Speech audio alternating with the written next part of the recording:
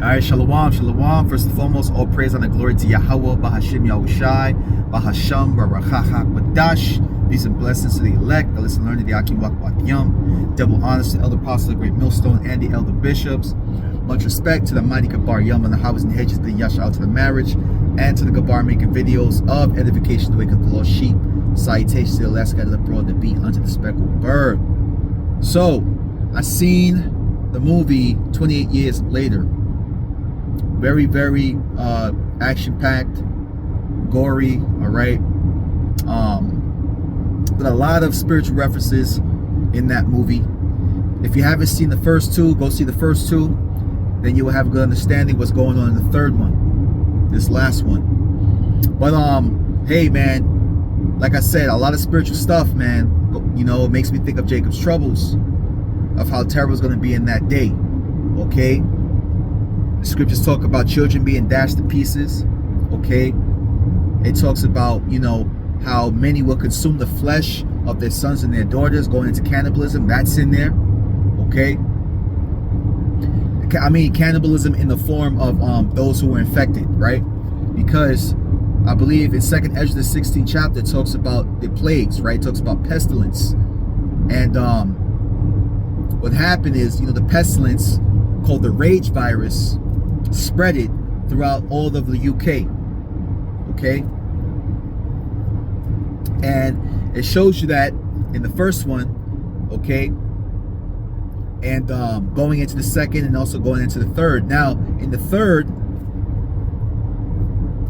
the virus actually evolves to where, you know, the infected actually has a kind of hierarchy, you could say. I don't want to give too much away because I want you brothers and sisters to see it. Okay? But, you know, going into, you know, 2nd Ezra, the 15th chapter, going into the civil wars, you can see it in, you know, you can see it in that movie as well.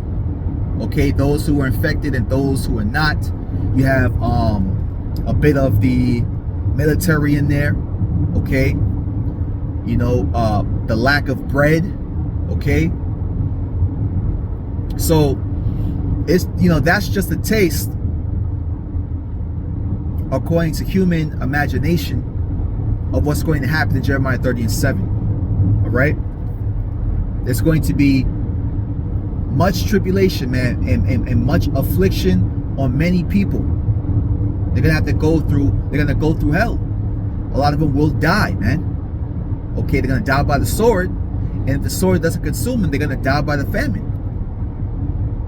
Storehouses shall be found empty, okay, and neighbors shall fight against neighbor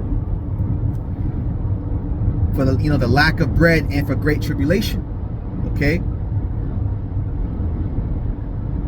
there in the movie there were a lot of close calls, and it made me think about how the righteous shall scarcely be saved, man. Okay. When you put yourself in those scenarios, especially when you watch movies like that, like, you know, like The Road and The Book of Eli, you know, Mad Max, 28 days, 28 weeks, and 28 years later, those type of dystopian, post-apocalyptic or post-virus type movies, man. It's scary. The scripture says that even men should be afraid. Okay, so it makes me laugh how those who are carnal, those who make flesh their arm and trust in their bow, they think that they're going to be able to fight their way out. They're going to be able to fight the martial law troops. They're going to be able to live by the sword and survive. No, the scripture says those who live by the sword will die by the sword. That's what Yahushua said to Peter. Okay, when he took his sword out and sliced the ear of one of the centurions when they came to come get Yahushua. Okay, Malak Dawodah said, "For I would not trust in my bow, neither will my sword save me," man.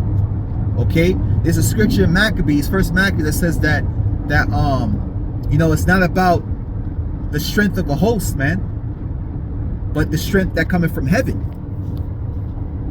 And this is why we're going to rely on Yahweh Bashim Yahushai, man, to laugh at famine, to be in league with the stones and the beasts of the field, man. Because, yeah, we're going to have to be like pilgrims upon the earth. The scriptures tell us that, Esau is going to be like madman, sparing none, man. Casting those who fear the Lord out of their houses, man. So, the hopefully elect are going to be tried, man. But they're going to be brought through that fire and refined as gold is refined. While the rest are going to die. 2/3 are going to perish on this side. Okay?